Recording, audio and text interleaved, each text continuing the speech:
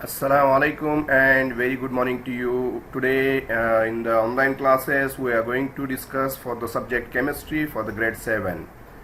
Today in this we are going to continue our lesson from the chapter 14, that is plant oils, from the page 182. So please open the page 182 and let's continue the lesson from the chapter 14, that is plant oils. Now today we are going to see what are the learning objectives of the today's lesson, that is about the identifying additives in the food. We have seen that there are different additives are added in the food and that we are going to identify the additives of in the food. So the second is about the chromatography. What is chromatography, that we are going to see in the today's lesson. Also we are going to talk about particularly paper chromatography method, how does it work, that we are going to see here. So let's see about the today's lesson, that is for the introduction part, where we are going to talk about the food additives are the substances that are added to form food to preserve the flavor or enhance its taste and appearance. So here the food additives which we are looking here, that is for the Coca-Cola and other things we can see here. The second, that is about the detecting the additives. Food additives can be detecting or identifying by using the technique known as the chromatography. Chromatography is the technique which is used to separate small amounts of dissolved solids.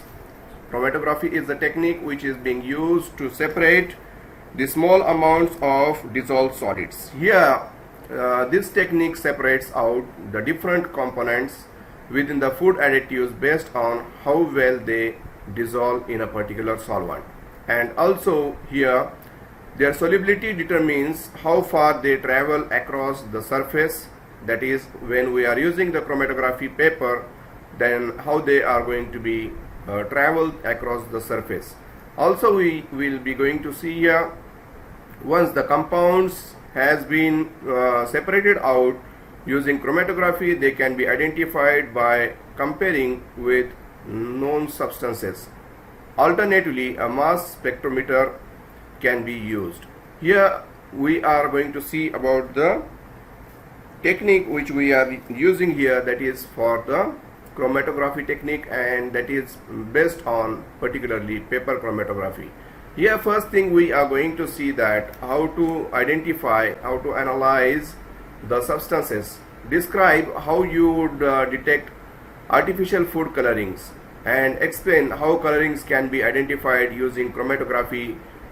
Compare and contrast modern techniques with those found in the school, that we can do at our school level, how we can find out the different artificial colorings are added in the food as the food additives, and what types of food additives are there, we are going to see here in the further part of the lesson. So here the chromatography technique that is being used here, the paper is used. This works because some chemicals dissolve better than the others, and that can be shown here.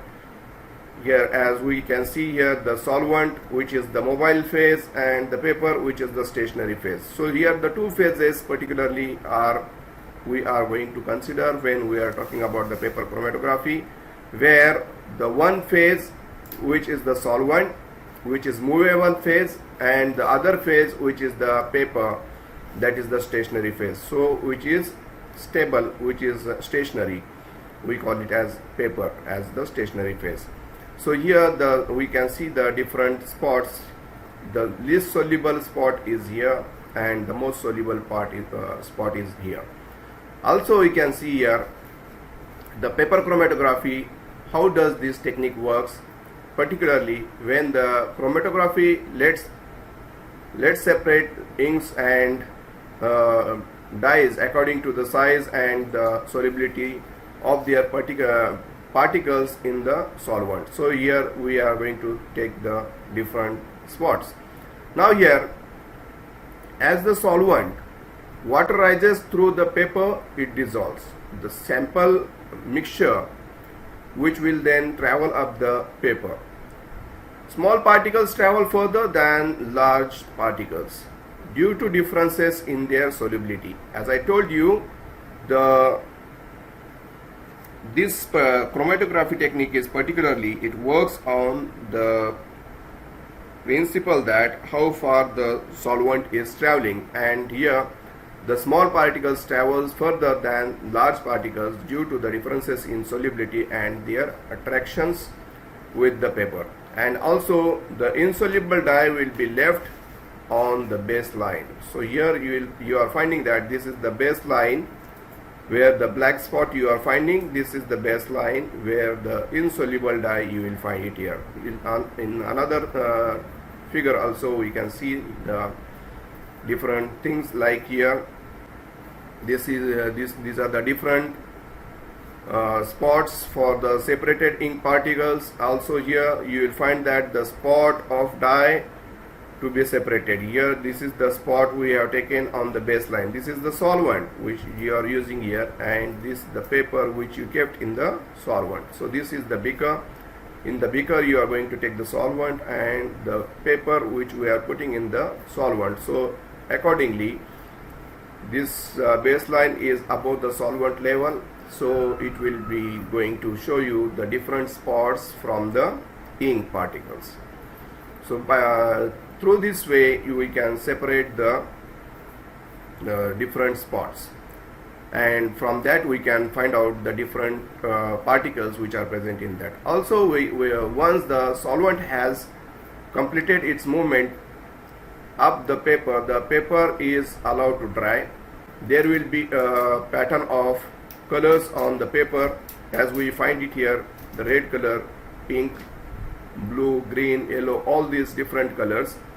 So there will be a pattern of colors on the paper, and each one responding a part of mixture, that is one of the dyes. So the result is called the chromatogram.